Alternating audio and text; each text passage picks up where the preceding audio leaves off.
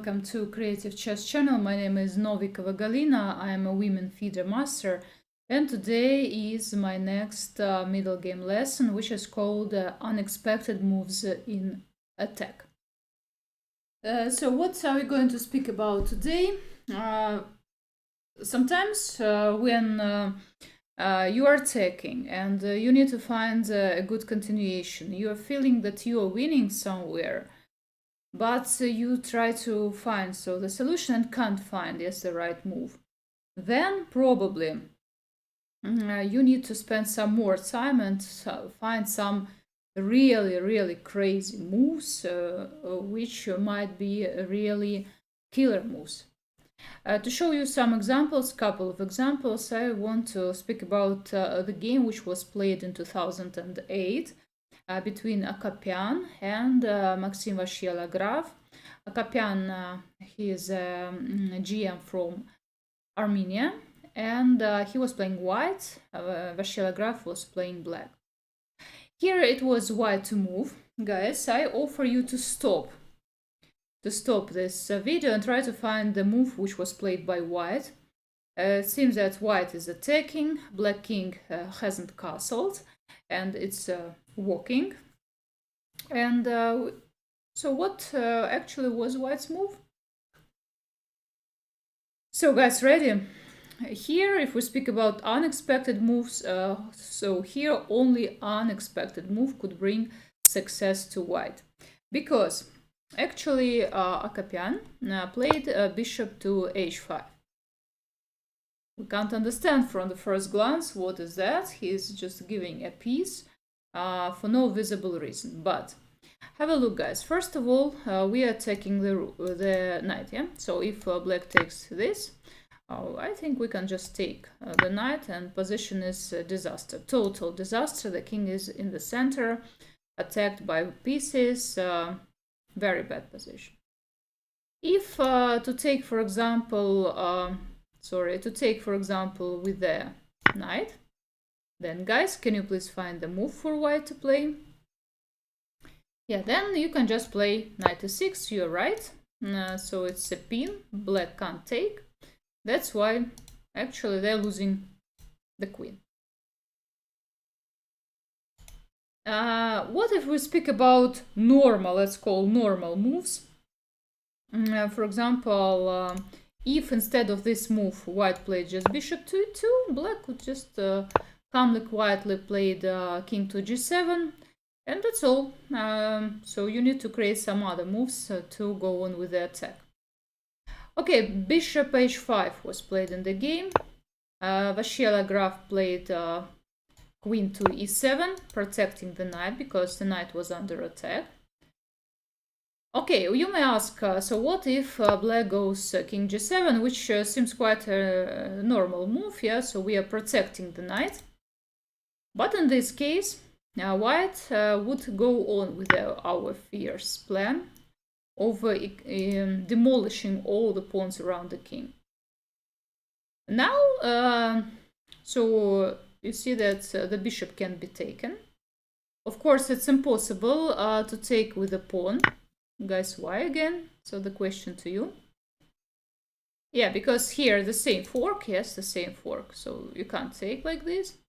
With the king, of course, it's too dangerous, yeah, because can be easily attacked. And if to take with the knight, then just knight f5, check. King goes to g8, for example, knight d6. You see, we are taking here again. We are taking this pawn afterwards. And let's just play knight g4, taking the queen. But after queen g3, you see everything is under attack. h5, for example, protecting the knight, and rook h7. Actually, I think we should stop this variation, because it's clear that white is much better, if not one here. Okay, after bishop h5, so queen e7 was played. But anyway, white went on with their attack. Bishop g6. Again, here we might take, of course, you need to take the bishop, because if not to take this, so it's just lost. At least here you might have some compensation. In the game, Vachier Lagrave played knight to g6. Okay, if he'd played like this, then, guys, again, today I'm checking your tactical abilities, tactical skills. Can you please find the best move for white here? So it's white to move and win.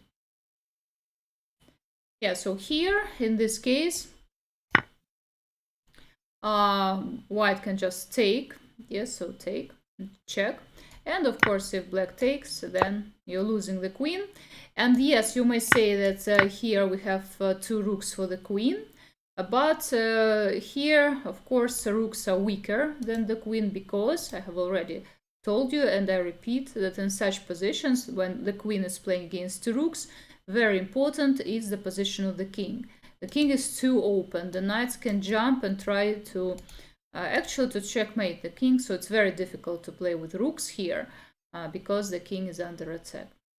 So that's why knight g6, but knight f5, you see they're attacking the queen, queen e5, bishop took b6, yeah, and bishop e7. It's a very bad move. Guys, again, stop the video and try to find the best move for white.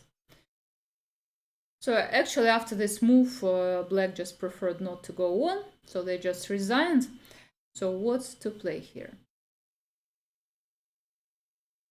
So here white played, unexpectedly played, by the way. You see, it seems that we are attacking, and we always say that when you are attacking you can't change the queens, but here it's possible. They just exchanged, took, and it turned out that the knight is under attack. The bishop is under attack. Okay, bishop took c2, and after rook f6. So here we are attacking, of course. So it won't be very pleasant because it will lead to a checkmate here. And of course, I'll show you just here's checkmate. Yeah, very quickly. Knight goes to d5. You see there is no protection. Rook h7, for example, the last, and actually it's lost. So that's why black couldn't take the rook, and after rook a7, for example, protecting, white just could play. Actually, the game in the game just black resigned, but I'll show you that might have happened. So attack the bishop. The bishop has only one square, because now it seems that white is only a pawn up, yeah. But after this move, killer move is knight f5. See, checkmate is coming here. So what to do? How to protect? If rook goes back, then we might even have this wonderful combination. Okay, guys. Again, let's return here in the original position. The best move is the move for bishop to h5. Very unexpected, but it leads to a big advantage and to white's victory. And the second game I want to show you, guys, this game was played between Korobov and Vocaturo in 2011, and here it was black to move. If we have a look at this position, actually white is attacking. They sacrificed a pawn for an attack. You see, they brought the queen, brought the knight, and black's pieces are quite far from their king, so that's why it'll be difficult to protect. More difficult, yeah? It's not impossible here. For example, black might have tried to exchange this knight. Yeah, for example, takes, but I think that they didn't like the idea of e5 and bringing the bishop into the game, yeah, or the knight can jump from here, attacking some more. Okay, in this case, but instead of knight d3, black played seemingly natural move f6. They tried to get rid of the knight. Guys, your turn. Are you ready to move it? Move it. So do it. So white to move. So what white played here? It's a killer move. After this move, white is it's not an easy one, but it's an unexpected move.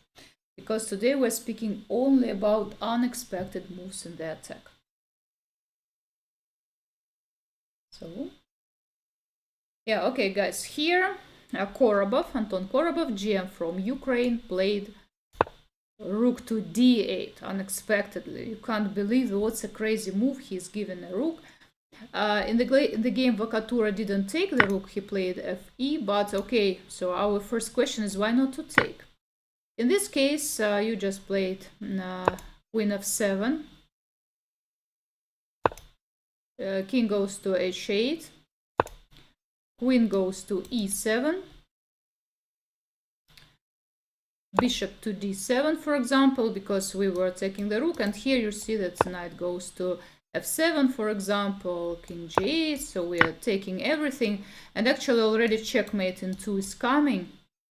And it's very difficult to protect all these things. The knight is hanging, so it's actually won. So you see here, black couldn't take the rook, white's rook, because of all these ideas. Again, here, the only move, and we are taking the rook, and there is no protection for the rook. The rook can't go this way because it'll be checkmate. Yeah, of course, it's very silly to go like this, not to be mated like this. Yeah, so that's why yeah, so black preferred in the game not to take. Instead they took the knight, rook f8, king, and f4. So white tries to open the file, the rook, and then just checkmate. And again, guys, it's very important so that white is attacking, and you see that black pieces are far away. Of course, if you are under attack, it's better to bring your pieces. Yeah, here it's almost impossible because black are not given any tempos, so that's why they are doomed. Yeah, okay, king e7, black is trying to run away. And here white made a mistake, but I'll show you, and they played like 30 more moves, but in general white won at the end. But I want to show you only the winning move. So again, in the game, Anton Korobov played fe. Seems natural move, but yeah, so black protected. They played for 30 more moves. But instead, they should have played the queen to e5. So the idea that you are taking the knight, you are taking the pawn. So the knight should be protected, like knight d3. Queen goes to g7, king d8, king goes to h1, so avoiding all these things. And after queen b6, for example, just to play h3.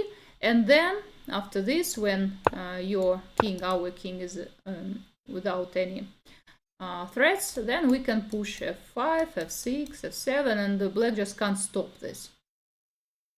So again, you see that here, for white, they played unbelievable move, rook to d8, and with this unbelievable move, they won the game.